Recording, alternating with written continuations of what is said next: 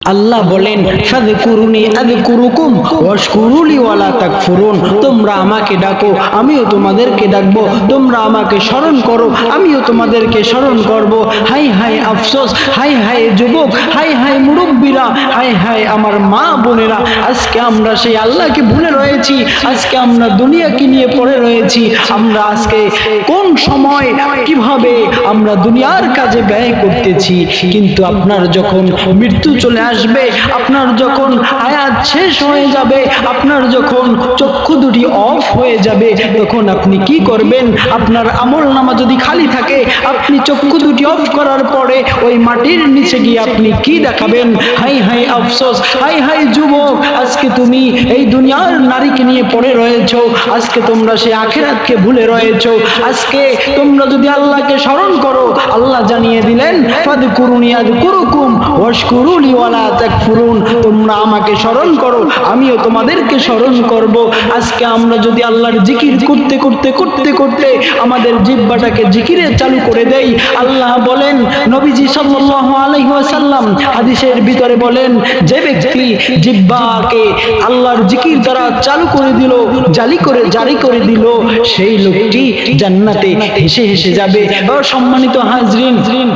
সম্মানিত হাজরিন, আজকে যদি আমরা ঘর তৈরি করি, ওই ঘরের ভিতরে যদি একটি ইবাদতখানা তৈরি করি, কিন্তু না, আজকে তা করি না।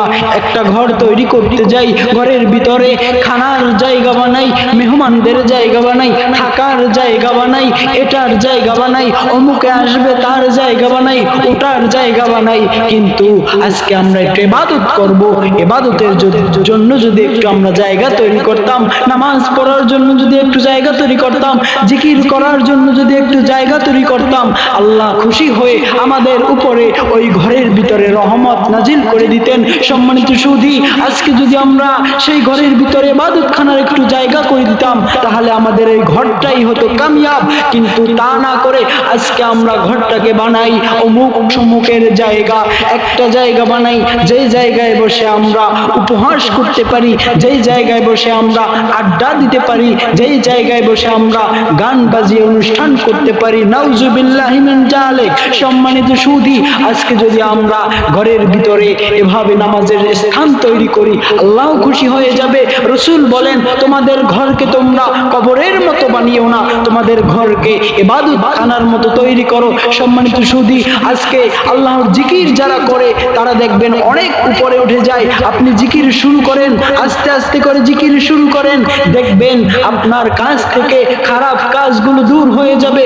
জিকির শুরু করেই দেখেন না, দেখবেন আস্তে আস্তে করে আপনি আল্লাহর পথে আল্লাহর পথে চলতে শুরু করে দিবেন। কেননা এই জিকির শয়তান দূরে সরে যায়। এই জিকির করবেন, জিকির শয়তান পছন্দ করে না, যার কারণে শয়তান দূরে চলে যায়। এই জন্য আস্তে আস্তে করে যারা জিকির করতে থাকে তারা আল্লাহর পথে চলে যায়। ভাইয়েরা আমার, এই জন্য আপনারা জিকির করবেন, কেননা আল্লাহ জানিয়ে দিলেন, আমাকে তোমরা স্মরণ করো, আমিও তোমাদেরকে স্মরণ করব। ফাযকুরুনি আযকুরুকুম ওয়াশকুরুলি ওয়ালা তাকফুরুন।